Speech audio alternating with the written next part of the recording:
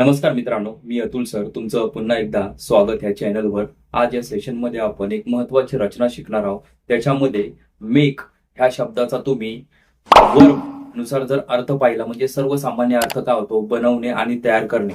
पण त्याचा अजून एक वापर आहे, तोच तुम्हाला वापर मी शिकवणार आहे. खूप महत्वाचा वापर आहे. शेवटपर्यंत पहा, मग तुमच्या लक्षात येऊन जाईल की हे लेक्चर किती महत्वाचं आहे तुमच्यासाठी. बघा, मेकचा महत्वाचा अर्थ शिका. त्याची रचना बघा काय, सुरुवातीला करता, नंतर मेक, नंतर कर्म आणि त्याच्यानंतर लगेच क्रियापदाचं पहिलं रूप तुम्हाला घ्यायचंय. म्हणजेच बघा, पण हे जे मेकचं रूप आहे हे काळानुसार बदलणार. जसा काळ चेंज झाला तसा त्याचा वापरही चेंज होणार. आता सिंपल प्रेझेंट टेन्स असेल तर मेक येईल, पण त्याच्यामध्ये जसं क्रियापद करता असेल ही शीट, त्यानुसार मग तिथं मग काय होणार, त्याला एस किंवा ईएस हा प्रत्यय येणार. राईट. जर सिंपल पास्ट टेन्स असेल तर इथं काय येणार, मेकचं मेड होणार. सिंपल फ्युचर टेन्स असेल तर करत्यानंतर काय येणार, विल येणार. राईट. म्हणजे हे तुमचे काळानुसार तुम्हाला काय करायचे, चेंजेस करायचे. आता आपण याच्या वाक्यरचना पाहूयात. बघा, पहिला आहे ह्याचा अर्थ. बघा, ह्या मेकचा अर्थ जो तुम्ही सुरुवातीला पाहिलेला आहे वर्ब्स मध्ये, काय, बनवणे आणि तयार करणे, हा एक अर्थ आहे मेकचा. पण अजून एक जो अर्थ आहे, दुसरा अर्थ, हा एक झाला. दुसरा अर्थ आहे भाग पाडणे किंवा करायला लावणे. बघा, वाक्यानुसार मग तुमच्या लक्षात येऊन जाईल.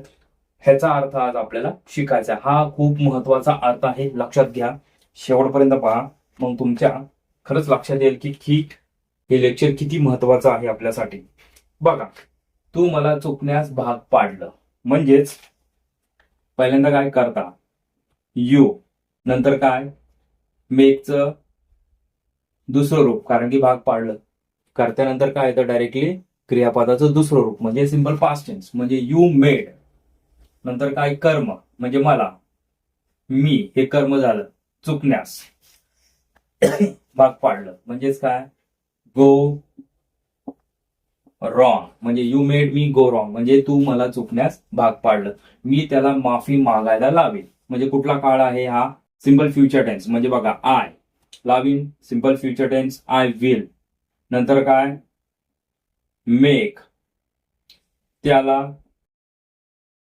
हिम, अपोलोजाइज, काय काय अपोलोजाइज, सॉरी त्याची अपोलोजाइज म्हणजे काय, माफी मागणे, म्हणजे टू अपोलोजाइज. त्याने मला रांगेत उभा राहायला लावलं. कुठला काळ आहे, सिंपल पास्ट टेन्स. यू म्हणजेच काय, करता, you made me in the Q, काय, त्याने मला रांगेत उभा राहायला लावलं. त्याच्यानंतर तू त्याला रांगेत उभं राहायला का लावलं नाही, क्वेश्चन मार्क. बघा, सुरुवातीला काय, वाय, कुठला काळ आहे, लावलं नाही, म्हणजेच simple past tense. Why did not you, why did not you make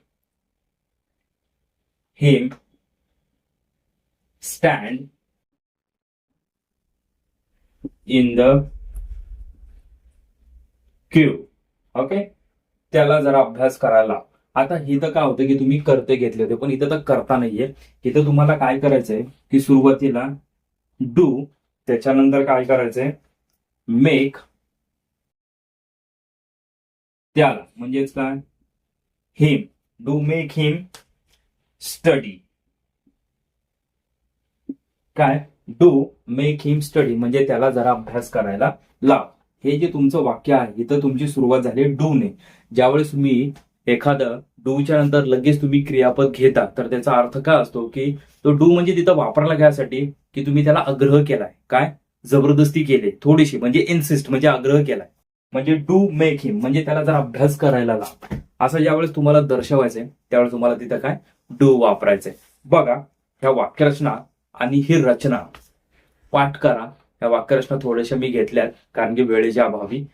4-5 वाक्यरचना असतील, ह्याच्यापासून तुम्ही भरपूर वाक्यरचना बनवू शकता.